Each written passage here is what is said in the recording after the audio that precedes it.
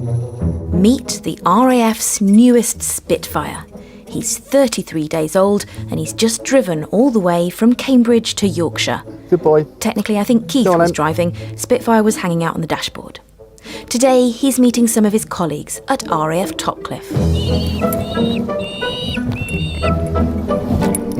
Here he is. This is Spitfire. Yeah, you can still he's got a fluffy. Can't fly yet. That's Paul. Dennis is the one on the right. Spitfire is the latest weapon in Phoenix Bird Control's arsenal. The team is responsible for keeping military and civilian runways clear of bird activity. They have 20 birds of prey in total, and Keith describes them as mini athletes. He's just made his first kill, which is a buttercup. Well, look, there's a buttercup. So why does the future career of this fluffy little guy matter? Well, since records began in 1970 till most recent figures in 2015, there's been 22,000 bird strikes on military aircraft, resulting in 40 MOD planes coming down, causing both severe injury and loss of life. Clearing birds from runways is kind of important.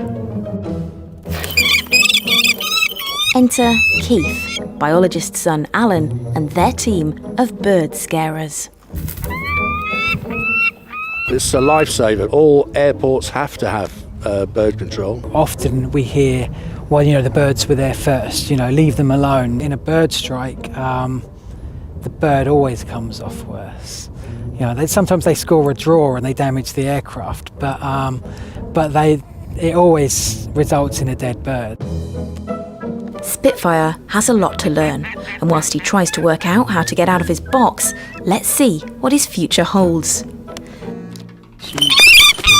This is Flora, Spitfire's sensei.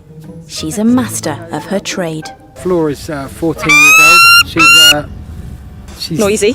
Yeah, she is very noisy. She was the very first bird that I imprinted, so I made a few mistakes along the way in terms of letting her see me feed her.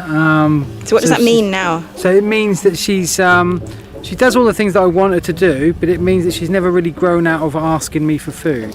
So she still thinks I'm mum after 14 years, and she still chirps at me as if she's in the nest, which is why when you sort of see Keith trying to feed Spitfire, he's careful to avoid being seen doing that, and that's to reduce the noise. Birds of prey, their eyes are fixed in their head, they don't move. So whereas your eyes will make minor adjustments to judge distance, theirs can't. So they move their head instead to triangulate how far something is from them. Flora and her driver Alan are going to show me what Spitfire is aiming to become. We're going to hunt some gulls. So he's a bit quiet out here at the moment, but she'll see something, you'll see her nodding her head. Is that how you know? When she's seen something, she'll generally sort of start bobbing her head to judge how far away it is.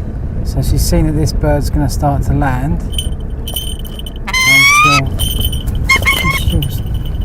The idea is to chase, not kill, right? Yeah, the idea is to chase, not to kill.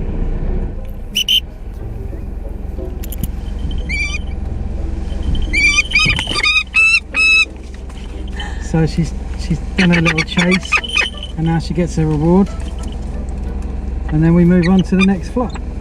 So she understands hand signals, so she'll come round now. But if I put my hand out like that, she'll go and do another circle. Oh, I think she's just proved me wrong by landing on top of the vehicle. She has. Oh, never work with children and animals. Go on then. Go get your bird. Spitfire and Flora are both crossbreeds of two types of falcon, a peregrine and a lana. Characteristics of the two make them perfect for the job. A peregrine is quite aggressive, very fast, and it's a bird that you would traditionally hunt other birds with. The lanner is very buoyant in flight. It's quite a nice bird to work with. They've got a great temperament, and that's great, but sometimes they're not as aggressive as a peregrine. The peregrine being Scottish descent, they're used to living on a mountain, so they just come, they don't really get wet. It takes a lot to get one of those wet, but the lanner will get wet with just looking at a raindrop. So they like the sun. They like the sun. Drier weather. Training for this highly skilled role begins inside the egg. It takes 32 days to hatch. Then Spitfire makes a chip and starts trying to get out, known as pipping. Now Keith hits the whistle. That's the first thing Spitfire hears. It takes him 2.5 days to chip out of the egg, and another 9 days before he actually opens his eyes. He's reared in a fish tank so he can see lots going on around. Dogs, sheep, humans. The more he sees, the better. This bird has got to be scared of nothing. At 10 to 12 days old, he leaves the tank. At 21 days, he'll try standing up and fall over. He's too weak for his own legs. But after another week or two, he'll master the art of walking. Soon, Spitfire will lose the rest of his down, his legs will change from blue to yellow, and 8 weeks from hatching, he'll be ready to fly. Then the serious training begins. Spitfire must learn to be terrifying, to scare gulls and starlings and stubborn crows, but not to kill them, which must be a bit confusing. Keith's task now is to take Spitfire as many scary places as he can. Landfill sites with thousands of gulls, Cambridge Airport. Last week he clocked up 1,000 miles sitting on Keith's dashboard. Did he come to Tesco's with you as well? Tesco's, everywhere, absolutely everywhere. All you got to do is basically a bit of chicken, really. It's nothing. You're not squeamish, are you? You're from Yorkshire. Hard as nails, me. I know. Whilst falcons like Flora and Protégé Spitfire are perfect for flying in and out of vehicles on a runway, Lancaster the Hawk has a different area of expertise. So hawks are very much sprint hunters, and they hunt in structure. So naturally they would hunt in trees and woods. But the Harris hawk in its natural environment, it's a South American bird, it'd hunt amongst cacti. So they're very good. That style of flight is very suited for dispersing birds from inside buildings, in and around buildings. Turn right round. Keep it there. That's all right. Don't worry. Don't worry. That's it. Keith has a tradition of naming his birds after historic aircraft. So he's got Mustang and Spitfire and Lancaster. I have a tradition of letting my children name my birds, and that's why I end up with birds named Flora and Bruno and Mary and Bob. You get falconers that want to name their birds something that sounds scary and fierce. I'm not one of those falconers. The birds only work regularly at certain airfields. Bioacoustics and pyrotechnics are more commonly used at many bases, with the bird team on call should they need them. Okay, so this is our bioacoustic system. All we do is switch it on there. We have volume onto birds.